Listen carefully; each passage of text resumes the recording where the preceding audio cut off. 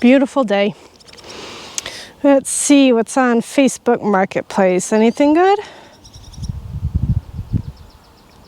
Free? Curb alert? Oh, shoot.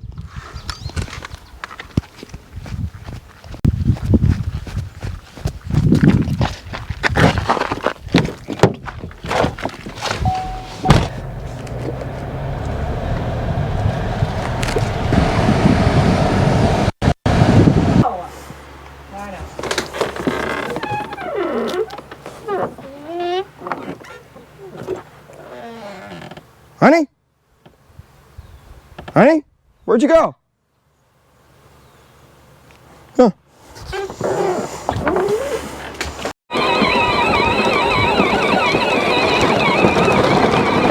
Special delivery.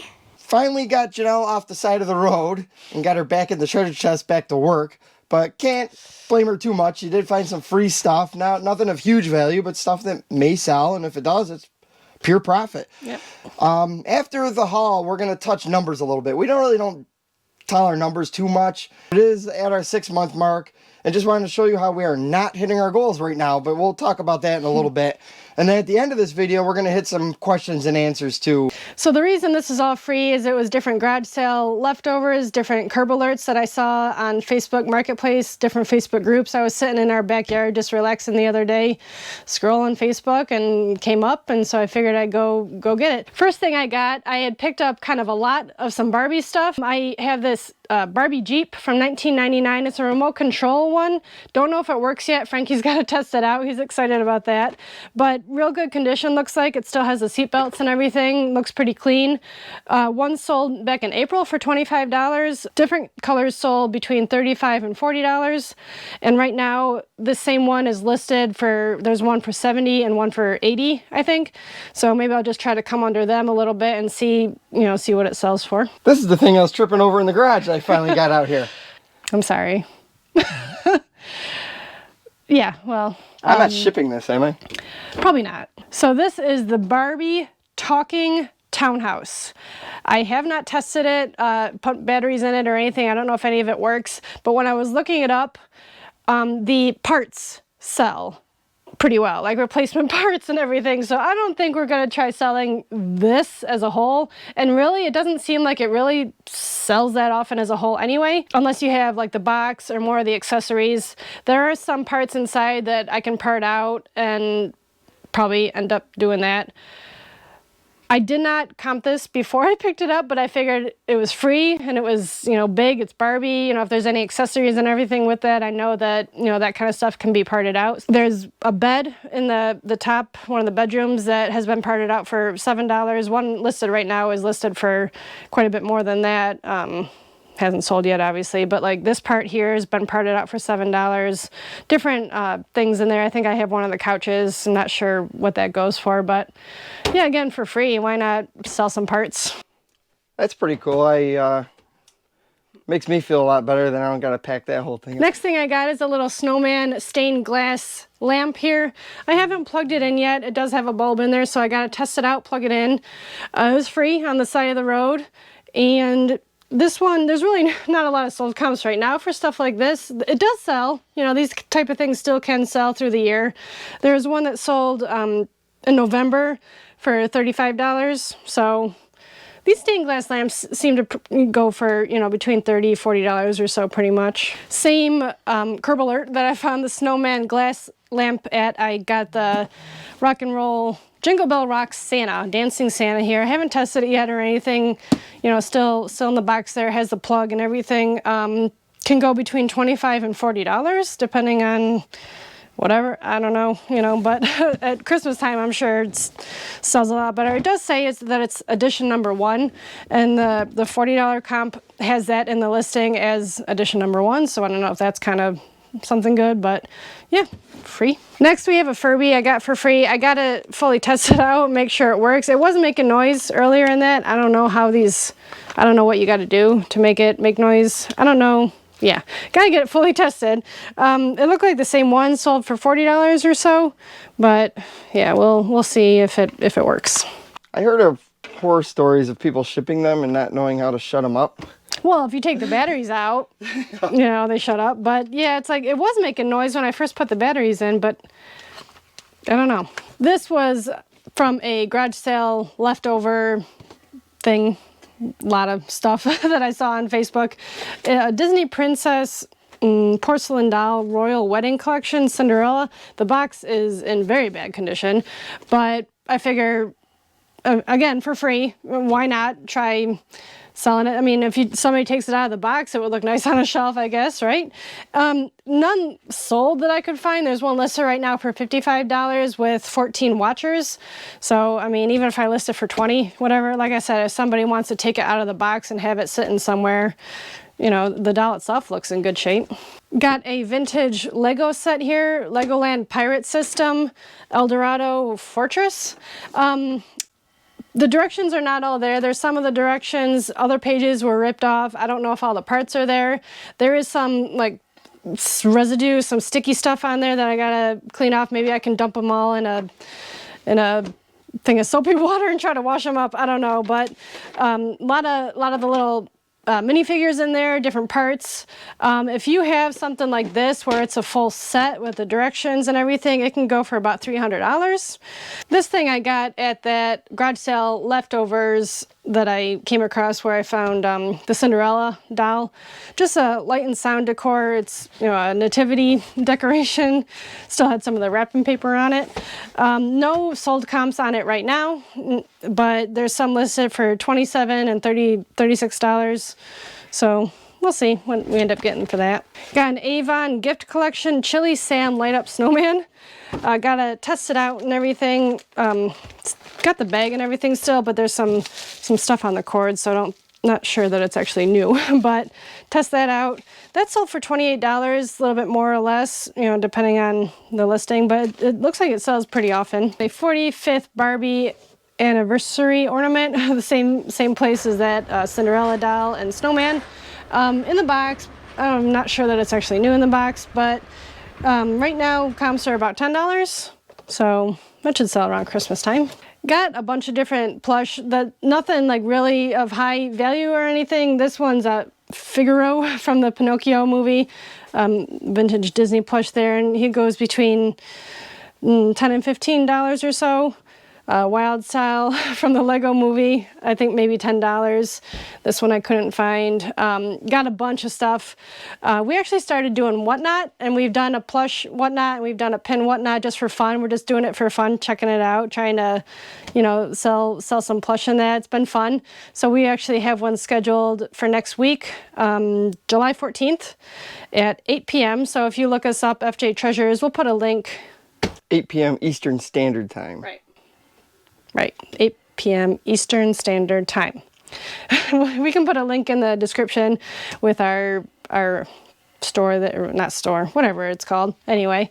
And it's under FJ Treasures, so yeah, check it out if you want. All right, so we're into July, so I've already tallied up all of our numbers for the past 6 months. It's kind of like a halfway mark for the year, see where we're doing, see where we're at. And we found out we are not hitting our goals, which is fine. It's, you know, we're not gonna like lose our house and lose all of stuff we have. We're not gonna like go bankrupt, but we're just not where we would have liked to been. And frankly, we didn't really put the effort to get to there because we've been kind of having a little too much fun this summer, taking a lot of trips and stuff. So it's good, everything's cool. So we got a board up here in our shed where we track our monthly sales. These are gross sales. I did not take out shipping expenses, cost of goods, overhead for the shed, shipping supplies, repairs to the shed. You get it. I'm not getting that complicated. I'm not even trying to get into our numbers too much. I'm just trying to show you the trend of where we're at with our goals and everything. Our monthly goal in gross sales is $8,333. That's $100 in sales. Just kept it round numbers. So as you can see, we're not hitting that. We're way below that. Whatever, it is what it is. Janelle tries to do 10 listings a day. Sometimes she'll be out here and does like 20, 30 drafts a day for a couple days, and then she'll drop 10 listings a day. So as you can see, every month I put down the number of listings that she did that month. So January, February, little light. March, she did pretty good. April, May, you know, we did pretty good there. But as you can see, for 180 days, we're only at 1,600 listings. So we should be around 1,800 listings for half the year. So the only problem is we get into like here, June, nicer weather. You can see we did not hit our 10 listings a day. And July, probably be even worse than that because we got something booked like just about every weekend in July. And nice weather, short summers. From where we're at, we're out partying. We're not in the shed working. So we're probably going to bomb that whole 10 listing a day thing for the next couple months, but we'll pick it back up. So the gist of my little numbers spiel here is that come Q4, obviously I said I want to do $100,000 in sales by the end of the year, and we're only at $42,195 in sales for the 6 months. But come Q4, that should exponentially grow because last year during October, November, December, we did $30,000 in sales in them 3 months, where it took us 6 months to hit $42,000. And this should be even bigger this year in Q4. So we've got a good shot at hitting that goal. We'll see what happens. Last part of our video, we have some questions. People have commented on our previous videos, and we don't always get a chance to reply to them in the comments. I do some, but some of them are easier just to answer this way too. I think you kind of do like a short answer yeah, to just get them answered, but in the video we can go in a little more detail and maybe even show you a little thing or two if we need to. Right. First one was from Lynn. Do you guys keep the batteries in the plush when we mail it out? Not usually. I usually check the battery compartments. If there's batteries already in there, if it's working and everything, I'll still check for corrosion. Obviously, if there's no batteries in there, I'll put some in there to test it. And then usually just ship it without. I mean, I don't know. I figure that way it's not making noise during shipment. It's less risk of it leaking or something happening to the item while it's being shipped. You know, extreme heat, cold, or wherever that item ends up for that matter to be shipped. But I do know you can ship USPS priority if the item has batteries in it. You just can't ship batteries in general. You can't. Loose batteries. Yeah, you can't take a pack of batteries or a battery pack and ship it priority because it can't go on an airplane. It's got to go ground. But if it's a battery that can't come out easily, or it's, you know, I don't know, like installed. I don't know. Yeah, what's the word I'm looking for? Well, you can't, something where it's just in there, it just makes the noise, and you can't really replace the batteries if it's like a... You'll obviously leave that battery in, but if the batteries come out, well, just like when you buy the toy in the store, if it doesn't come with batteries, we don't include the batteries in it. Tracy Lane asked if we have a code for worth points so we can get credit for people who join, and what plan do we recommend? We don't have any kind of referral code. I don't know if they do that. Don't worry about that. That's fine. We have the Price Guide Premium monthly membership, and we pay $23.99 a month. That includes unlimited lookups. I was looking at the plans, and there's some other plans that are more that have access to maps. It's called Identify and Authenticate using our comprehensive visual database. Maps? I don't know what that is. We haven't looked into any of that. We only have kind of I think like the basic plan. Unlimited lookups for $23.99 a month, and we love it. I use it all the time. I think we paid for a lookup or two, and you started using it regularly, and I'm like, we'll just get the monthly subscription. Right. Basically, we just use it to find items that you can't find on eBay, that are past the 90 days or 1 year even, the rare things. Yep. We don't really use it for anything else, really, right? I mean, none of the other features or anything that come with it. Yeah, I mean... Maps, I guess we don't need maps. We know where we're going. Yeah. Yeah, so not sure the different,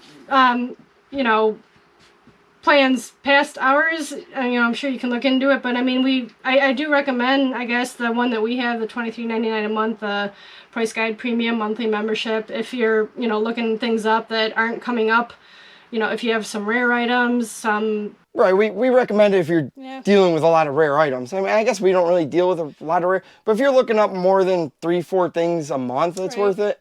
Especially if it's like $100 item and you didn't even know it, It's... I might not be saying your name right, I'm sorry. I don't know if it's Galena or Jelena. I think it's Galena. Galena. Okay. Sorry if... you asked, did you have to get a COVID test to enter Canada? That's on our video of where we went thrifting up in Canada while we were there for a weekend with Frankie. Yep. No, we do not have to get tested, but we do have to be vaccinated, and we use the ArriveCan app. We have to fill that out within, 72 hours, I think, before we go up there. We have to upload a picture of our vaccine cards, so we do have to be vaccinated. And your passport. You take a picture of your passport, take a picture of your vaccination card, upload it to this app that Canada has, and then you cross the border normally. We just drive across. They didn't even. The app kept saying we had to present a barcode that it gave us on the app to show it to the border patrol, and they didn't even ask for it. It was like a normal crossing. They asked for our passports, and that was it. Yep, pretty easy. Greg asked, are those priority boxes all flat rate? We do use some flat rate occasionally, usually the padded flat rate envelope, but priority boxes are not all flat rate. There are flat rate boxes, and then there's priority boxes that aren't all flat rate. I rarely use flat rate boxes. Like, I can't even tell you the last time I used a medium flat rate box. Yeah. A medium flat rate box is small and it goes out for like $15. It might even be more now. Yeah. It's not worth it. I mean, even like heavy items, I'll at least put in a regional rate A or B. I think a regional rate B is the same size as a medium flat rate. Yeah. And a medium, I'm sorry, I misspoke. And regional rate B box goes out at a 4-pound rate. So that's, and then anything that can fit in a regional rate A box goes out at a 2-pound rate, no matter what it weighs. The medium, the flat rate boxes just, we don't really ever find a use for them. The only thing we'll use is the padded flat rate envelopes, like Janelle said. And the main reason I use them is just convenience, strictly. I mean, we might save 20, 30 cents for the item. I mean, obviously, if it's a really heavy item, it's beneficial. If you sell like weights, I think, I've heard obviously that, but even still, you got to make sure you reinforce those boxes pretty good if you're shipping weights, I would think. But the boxes you see in our video underneath our shipping station, they're regular USPS priority boxes. You can order them for free on USPS.com, I believe. So thanks for hanging out with us for another video. If you haven't had your fix, we got 2 more videos here and here for you to check out. Hope we answered some of the questions the best we could. Sorry that they're a little late. I don't know why. I guess lazy. I just haven't stuck them in the video. I haven't remembered to. So, but yeah, we're going to go so we can get our air conditioning back on in our shed. And we'll see you on the next one. Bye. Bye. I'm going back to my post office. It's hot out here.